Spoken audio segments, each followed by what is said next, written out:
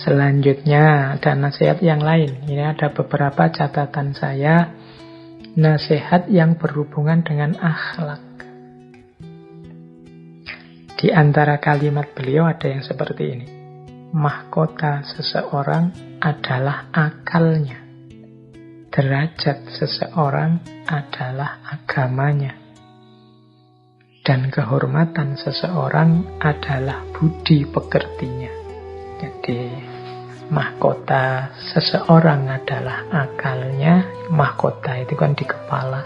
Menjadi kebanggaan. Simbol dari kesuksesan, keberhasilan.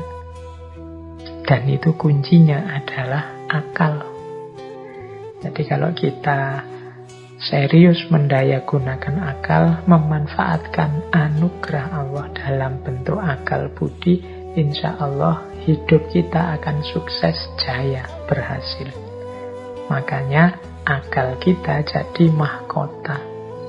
Mahkota seseorang adalah akalnya. Nah, yang selanjutnya, derajat seseorang adalah agamanya. Dengan beragama, level atau derajat kita akan ada pada tempatnya.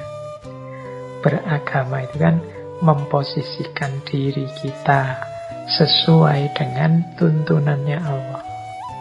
Baik sebagai hambanya maupun sebagai khalifahnya. Dengan kita menjalani, menetapi prinsip-prinsip dan ajaran agama, kita masih bermartabat sebagai manusia.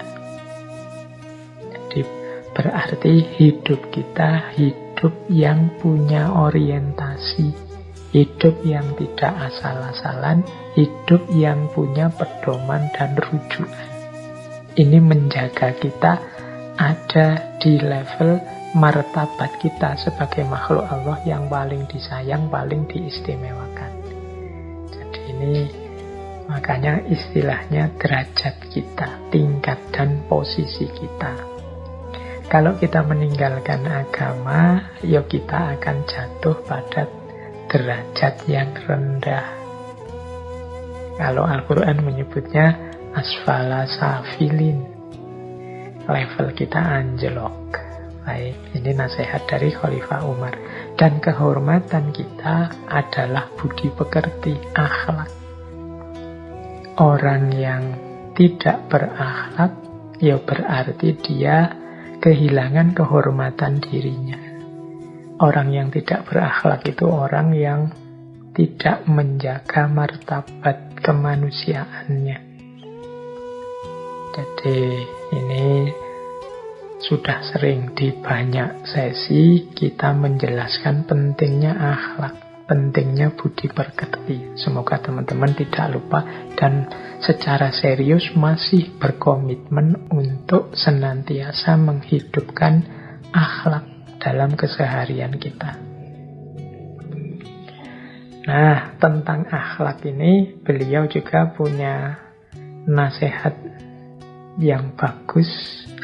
Kata beliau, ajaklah seseorang kepada Islam meskipun tanpa melalui kata-kata.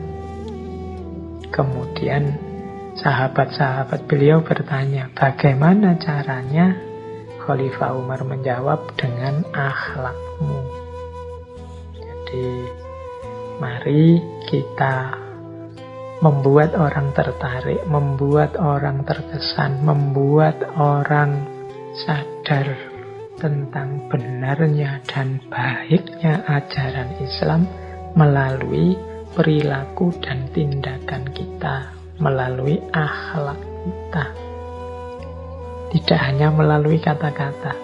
Karena justru yang pertama-tama dan banyak dilihat orang, seperti apa sih Islam itu? Ya, pertama-tama perilaku kita. Ya, kalau kita kan sering menyebut Islam itu baik loh Pak, secara ideal. Dalam Al-Quran, dalam hadis, prinsip-prinsip Islam itu luar biasa. Iya, kita yang sudah beriman ada dalam Islam itu sangat tahu bagaimana istimewa, bagaimana kebenaran, kebaikan Islam. Tapi orang yang di luar Islam tentunya untuk membuat mereka percaya bahwa Islam itu kebenaran, kebaikan, keindahan, rahmatan lil alamin, yang dilihatkan perilaku kita sehari-hari, kelakuan kita sehari-hari, kata-kata kita, perbuatan kita, tindak tanduk kita, itu kan yang mereka lihat. Sehingga mereka menyimpulkan, oh Islam itu begini, Islam itu begitu. Lah mereka belum beriman, belum percaya, tidak mungkin mereka terus kok membuka Quran, apalagi membaca kitab hadis. Ya nanti kalau sudah beriman, mereka buka Quran, baca hadis. Tapi ketika mereka belum beriman itu kan yang pertama-tama dilihat ya kelakuan kita, perbuatan kita. Jadi mari kita mengajak seseorang ke dalam Islam dengan akhlak, dengan tingkah laku, dengan perbuatan. Tidak hanya lewat kata-kata. Ya meskipun kadang-kadang penjelasan kata-kata itu perlu, tapi pasti lebih menyentuh, lebih membuka mata orang kalau itu kita hidupkan dalam perilaku kita sehari-hari. Banyak kisah-kisah sahabat, banyak kisah-kisah zaman dulu para salafus soleh yang perilaku mereka membuat orang tertarik untuk datang dan masuk Islam. Jadi ini pelajaran dari Khalifah Umar juga untuk kita semua, bahwa kita ini yang muslim meskipun statusnya bukan dai, bukan mubaligh, tapi kelakuan kita, perilaku kita, keberagamaan kita hakikatnya akan mempromosikan, akan menunjukkan pada orang lain seperti apa itu Islam. Baik, ini mungkin jadi kesadaran kita semua ya. Jangan sampai kita yang jadi hijabnya Islam. Ada satu kalimat yang populer sekali dari Muhammad Abduh, seorang pembaharu dari Mesir yang insya Allah teman-teman kenal karena pernah kita kaji di satu sesi ngaji filsafat kita. Beliau menyatakan al-Islamu mahjubun bil muslimin. Jadi al-Islamu mahjubun bil muslimin itu maksudnya kehebatan, keindahan, kebenaran Islam itu tertutupi oleh perilaku umat Islam. Islam tertutup oleh umat Islam. Jadi kelakuan-kelakuan kita yang tidak mencerminkan keutamaan-keutamaan Islam itu pada akhirnya hanya akan membuat orang di luar Islam tidak paham tentang Islam. Kitalah yang menghalangi mereka sehingga mereka tidak bisa memahami secara pas tentang apa itu Islam, kebenaran dan keindahannya. Maka Muhammad Abduh kemudian menyatakan al-Islamu mahjubun bil muslimin. Semoga tidak begitu ya. Semoga sedikit-sedikit, meskipun saya bilang tadi kita ini bukan ulama, bukan dai, bukan mubaligh, mari kita berusaha semampu mungkin untuk hidup secara terpuji, bermartabat, menghidupkan keutamaan-keutamaan sesuai dengan yang dituntunkan oleh agama.